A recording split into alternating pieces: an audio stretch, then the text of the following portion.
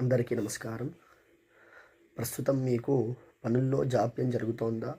విపరీతమైన మానసిక ఒత్తిడి, ఖర్చులు పెరుగుతున్నాయా? అయితే దానికి కారణం శని సంచారమేనా?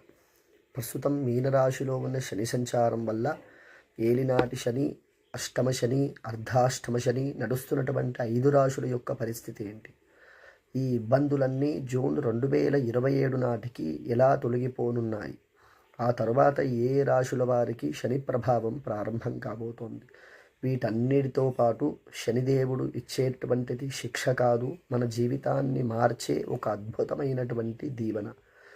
ఆయన మనల్ని అంత కఠినంగా ఎందుకు పరీక్షిస్తాడో, ఈ పరీక్ష వెనక ఉన్నటువంటి అసలు రహస్యం ఏంటో ఈరోజు మనం తెలుసుకుందాం.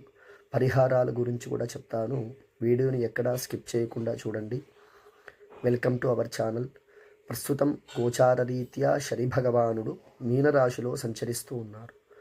శని మీనరాశిలో ఉండడం వల్ల ప్రస్తుతం కుంభరాశి, మీనరాశి, మేషరాశి వారికి, ఈ 3 రాశుల వారికి ఏలినాటి శని ప్రభావం నడుస్తోంది. మొదటిది కుంభరాశి. వీరికి ఏలినాటి శని చివరి దశలో నడుస్తూ ఉంటుంది. అయితే మానసిక ఒత్తిడి తగ్గినప్పటికీ కూడా ఖర్చులు మరియు కుటుంబ విషయాలలో కొంత జాగ్రత్తగా ఉండడం అవసరం. 2వ రాశి అయినటువంటి మీనరాశి వారికి ఏలినాటి శనిలో అత్యంత కీలకమైనటువంటి 2వ దశ నడుస్తూ ఉంది. దీనివల్ల మానసిక ఆందోళనలు, పనుల్లో జాప్యం, అధిక బాధ్యతలు మరియు శారీరక శ్రమ ఎక్కువగా ఉంటాయి. అయితే 3వ రాశి మేషరాశి వారికి ఏలినాటి శని మొదటి దశ నడుస్తూ ఉంది. అనవసరమైనటువంటి ప్రయాణాలు ఉంటాయి, ఖర్చులు ఉంటాయి మరియు మానసిక ఒత్తిడి కూడా ఉండే అవకాశం ఉంది. ఇకపోతే అష్టమ శని, అర్ధాష్టమ శని నడుస్తున్నటువంటి రాశులు ఏమిటంటే సింహరాశి, ధనస్సు రాశి. సింహరాశి వారికి ప్రస్తుతం అష్టమ శని నడుస్తూ ఉంది.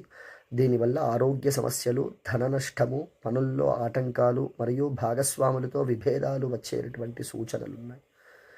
ధనస్సు రాశి వారికి ప్రస్తుతం అర్ధాష్టమ శని నడుస్తూ ఉంది.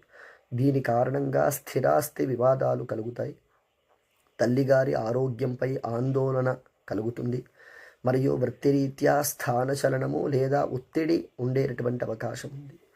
ఈ ఇబ్బందులన్నీ ఎప్పటి వరకు ఉంటాయి అంటే ప్రస్తుతం మీనరాశి సంచారం ముగిసి శనిదేవుడు మేషరాశిలోకి అధికారికంగా ప్రవేశించే వరకు ఉంటాయి.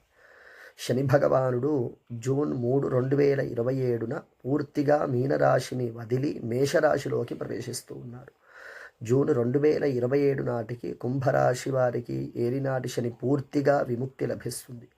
అయితే ధనస్సు రాశి వారికి అర్ధాష్టమ శని, సింహరాశి వారికి అష్టమ శని ఇబ్బందులు కూడా తొలగిపోతాయి.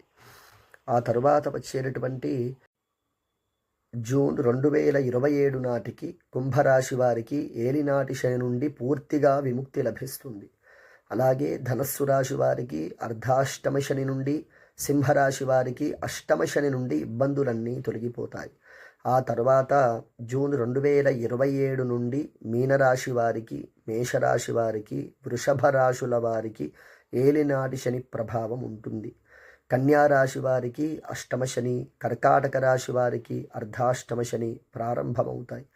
శని ప్రభావం వల్ల కలిగే ఇబ్బందులు తగ్గడానికి నిత్యం శివారాధన చేయండి, హనుమాన్ చాలీసా పఠించండి, శనివార నియమాలు పాటించండి మరియు వీలైనంత వరకు పేదలకు, కార్మికులకు, కష్టపడి పనిచేసే వారికి సహాయం చేయండి. ఇది శనైశ్చరుడికి చాలా ఇష్టం. ఇవి మంచి పరిహారంగా కూడా పనిచేస్తాయి. శనైశ్చరుడు అనగానే అందరూ ఎందుకు భయపడతారో, ఆయన మనల్ని ఎందుకు అంత కఠినంగా పరీక్షిస్తాడో తెలుసుకుందాం. ఆయన మన శత్రువేమీ కాదు, మనల్ని తీర్చిదిద్దేటటువంటి గురువు. నిజానికి శనిదేవుడు న్యాయాధికారి. మనం చేసేటటువంటి మంచి చెడుల యొక్క కర్మాచరణకు తగ్గట్టుగా మాత్రమే ఆయన ఫలితాలను ఇస్తారు. బంగారం మరింత మెరవాలంటే అగ్నిలో కాలాలి, వజ్రం ప్రకాశించాలంటే దాన్ని గట్టిగా చెక్కాలి. అలాగే మనలో ఉన్నటువంటి అహంకారాన్ని, చెడు అలవాట్లని తొలగించడానికి శనిదేవుడు కష్టాలను ఇస్తాడు. ఈ కఠినమైన పరీక్షల సమయంలోనే ఎవరు మనవారో, ఎవరు పరాయివారో మనకు అర్థమవుతుంది. డబ్బు విలువ, సమయం విలువ తెలుస్తుంది. కష్టాలను తట్టుకొని నిలబడే మానసిక ధైర్యం అలవడుతుంది.